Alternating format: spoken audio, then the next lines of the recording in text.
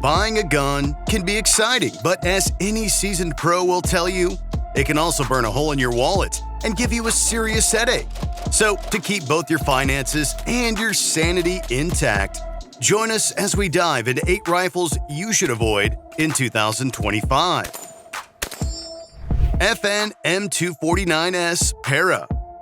Okay, gun lovers, cool looks aside, if you're thinking about adding the FN M249S Para to your collection, you might want to pause and think twice, because this is a purchase your wallet will hate, and you personally would hate too. Sure, this beauty is a semi-automatic belt-fed rifle that was inspired by the military's M249 SAW. And while we will not argue that it looks cool as hell, I mean, look at it, not everything that glitters is gold. And this eye-catching rifle has some serious downsides. On its good side, the M249S Para is a beast and offers you a nostalgic experience with premium features like a collapsible stock, folding bipod, and a range-tearing, fear-inducing 200-round belt feed system that makes it seem like a machine gun and chainsaw had a baby. This thing would make you feel like Rambo, but here's the kicker. You won't enjoy it. I mean, for one, it weighs around 16 pounds or 7 kilograms.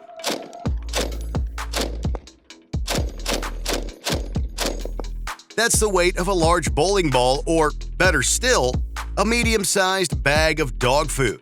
Safe to say, that's not exactly something you're going to want to haul around for tactical training or a day at the range.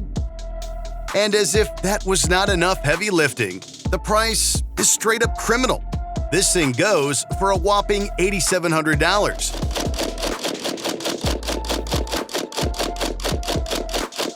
For that kind of money, you could pick up a Rolex or plan a 7 to 10 day holiday in the Maldives. This gun quite literally costs the same as a used car, like a 2016 to 2018 Honda Accord, Toyota Camry, or maybe even a decent SUV. For that amount, you could get a custom bolt-action rifle with almost $1,000 to spare, or several other rifles that offer way more versatility and practicality, like the Springfield Armory M1A Loaded Precision, the Seiko 85 Finlight 2, or even the Daniel Defense DDM4 V7. To make things worse, the FN M249S Para isn't exactly a rifle that'll be useful in most situations. This thing is heavy and specialized, and let's not talk about just how much of a nightmare the maintenance is, especially with that belt-fed system. And if you somehow damage the rifle, say goodnight, because parts for this rifle are super hard to find. Not to mention, it's a huge investment for something that might not even be the most reliable option for everyday use. For the same price, you can grab rifles like the FN Scar 16S, Colt LE 6920, or Daniel Defense DDM4 V7. These rifles are more versatile, lighter, and still pack a punch. Don't get us wrong, the M249S Para is a cool piece for collectors, but if you're looking for practical firepower, it's just not worth the investment. Beretta CX4 Storm. Much like the FM249S, the Beretta CX4 Storm is a semi-automatic rifle that you should look at, admire, and keep moving, at least for your wallet's sake. Sure, the Beretta CX4 Storm sounds like a futuristic dream on paper, but in 2025, this gun might not be the smartest buy for your wallet. Yes, on the pro side, this semi-automatic pistol caliber carbine is designed for sporting self-defense and law enforcement use. This thing is absolutely powerful and is even available in 9mm, 40 S&W, and 45 ACP. Adding to the pro, it runs on simple straight blowback action and is strangely even compatible with Beretta pistol magazines. So if you already own a Beretta 92, PX4, or 8000 series, you're in luck. At just 5.7 pounds with a 16.6-inch barrel, this gun is light and easy to handle. Not to mention, you can use both left and right hands, as ambidextrous features like a reversible charging handle and safety make the gun super versatile. Plus, this thing even has an adjustable length of pull, making it pretty user-friendly. It even comes with an integrated Picatinny rail so you can slap on optics and lights without much hassle. So if it's so amazing, why are we telling you not to buy it? I mean, look at it go. Well, although at first it seems like this gun, is not all sunshine and rainbows. Because everyone hates the trigger, the part you actually need to shoot. Well, in a design flaw that destroyed a great gun, this gun's trigger tends to feel spongy and not as crisp as you'd want for precise shooting. Not to mention, this rifle is rocking a plastic hammer, which is honestly a huge turnoff. And speaking of designs, this rifle sucks. Just look at it.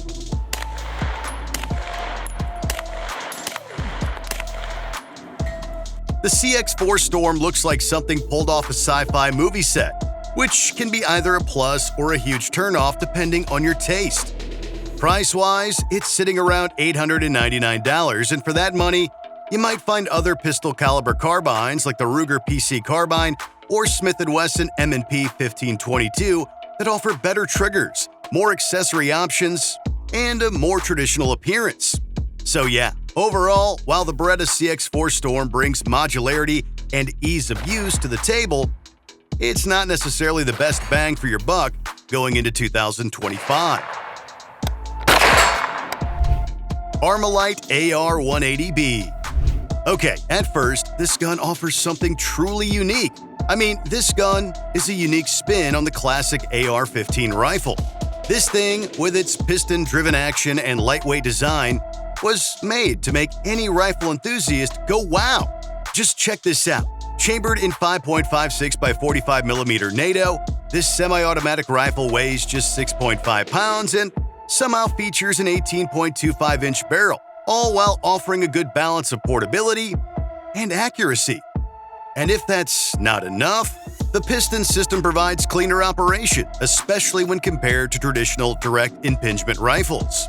To sweeten the deal, this rifle's piston system reduces carbon buildup and makes maintenance a breeze.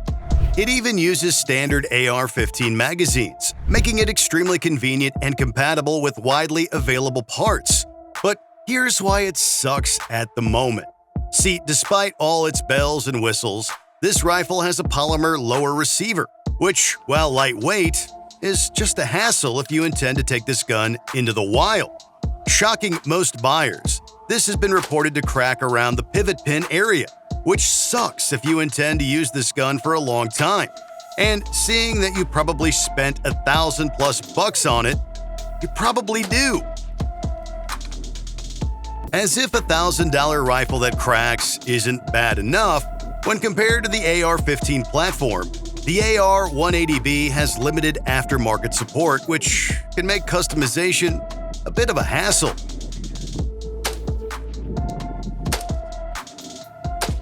But that somehow is still not all, because another downside of this rifle is that production of the AR-180B has been discontinued, meaning parts and servicing could become increasingly difficult to obtain in the future. To top it off, some users have even complained about the trigger, with some reports of a heavier trigger pull affecting shooting accuracy. While it is a good rifle if you want something other than the AR-15, primarily due to its cleaner operating system and lighter weight, the durability and aftermarket issues do make it less desirable in 2025, especially when there are newer rifles available, like the Springfield St. Victor FN-15 Tactical Carbine or the Iwi Zion 15, that not only offer a myriad of aftermarket options, but also better durability. Century Arms RES-47. This gun right here is a bummer. When it first came out, this gun was the definition of hyped up, and why not? The Century Arms RES-47 is quite literally a semi-automatic American-made AK-47 styled rifle that is chambered in 7.62 by 39mm. This rifle had people rushing to the stores and more people wishing they could rush to the store. And with features like a gas-operated system, a 16.5-inch barrel, and the plus side of weighing around 7.8 pounds, this thing seemed like it was worth every penny. Built with a stamped receiver, the RAS-47 comes with a side scope rail, an enhanced trigger group, a T-shaped magazine catch, a bolt hold open safety, and a 14x1 LH threaded barrel fitted with a slant muzzle brake. As if that was not enough to convince you to empty your savings, it's also compatible with AKM furniture and ships with a 30-round Magpul PMAG, backed by a 1-year manufacturer's warranty. Designed for affordability, the RAS-47 usually sells for around $498 on the used market, making it attractive to budget-conscious buyers.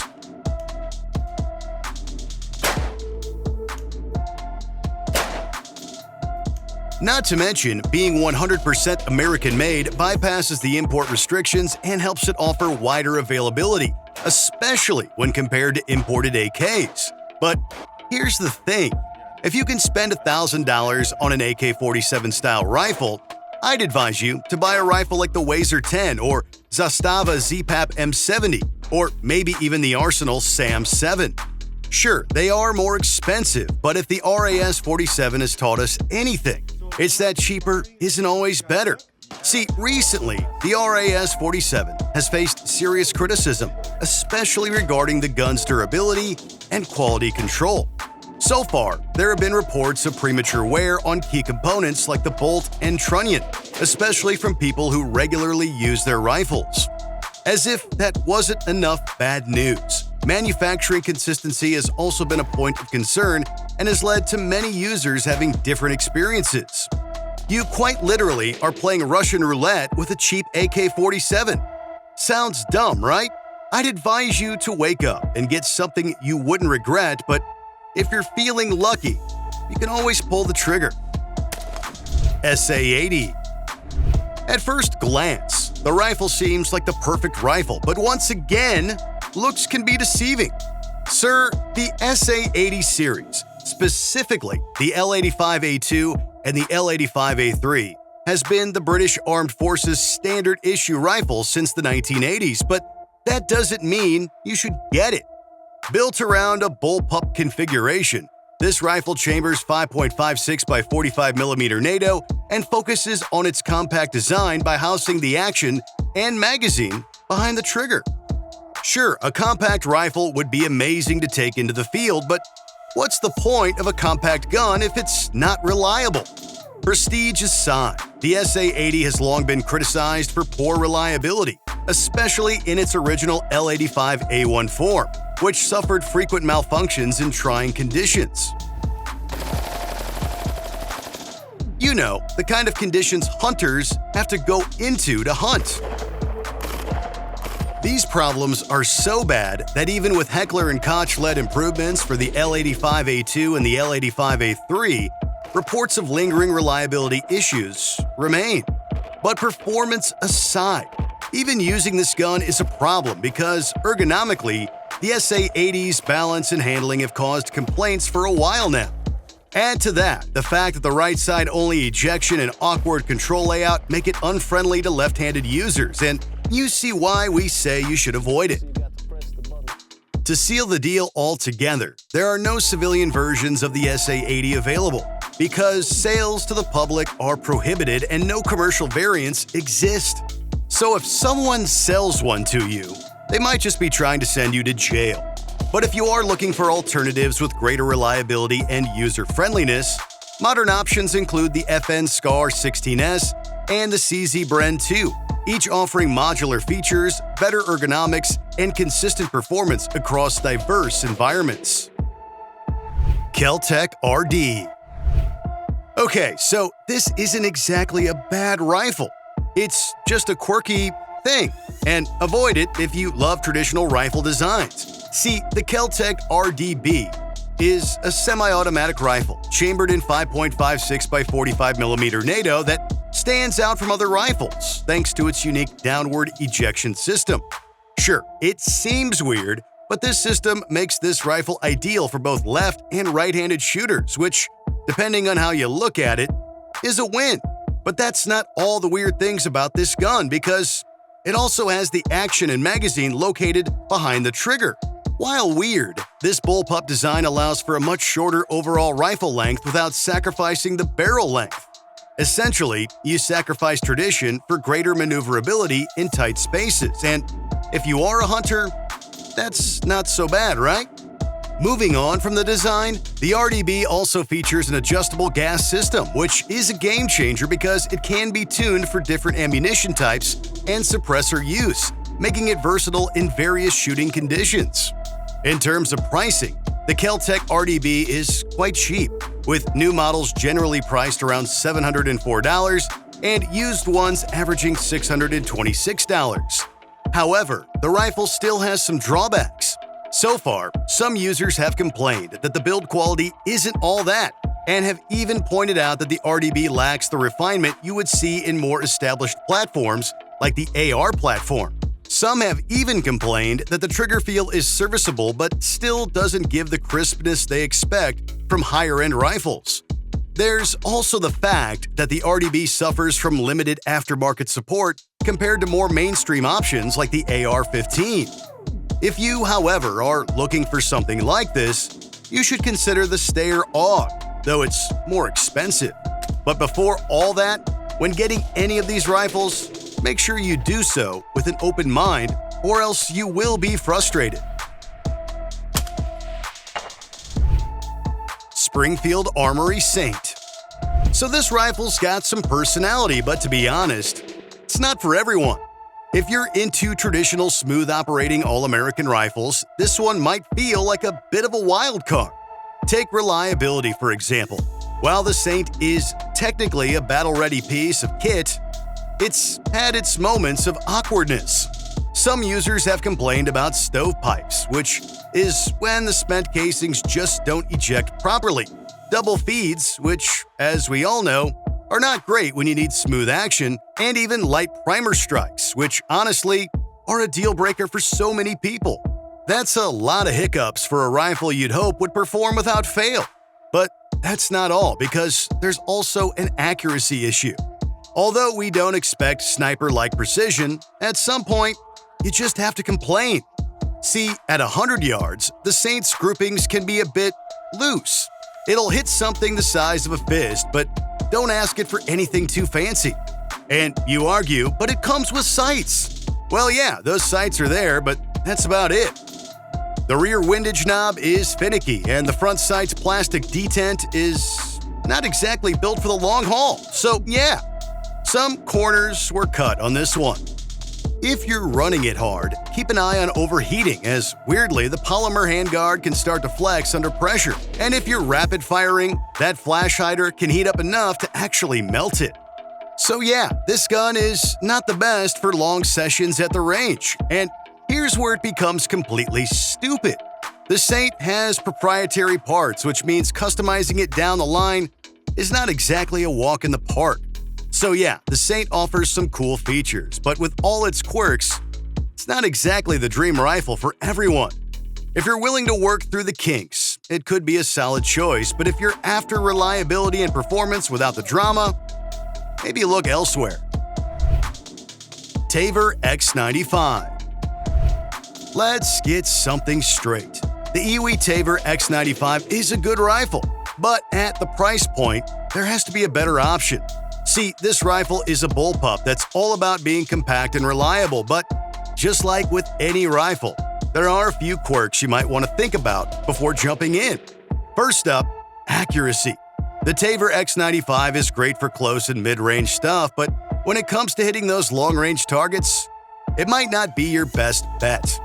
With around 4 MOA, it does the job, but if you're looking for something that nails those far-off shots, this one might leave you wanting more. Then there's the issue with overheating. See, after a couple of magazines, this thing gets pretty hot, and it could start affecting how comfortable and effective it is to use. Speaking of comfort, the trigger, to be honest, is not exactly winning any awards because this thing is stiff. So much so that some folks find it hard to get that clean break. So that's not the best if you're all about precision. It's also not the best if you look at its ergonomics.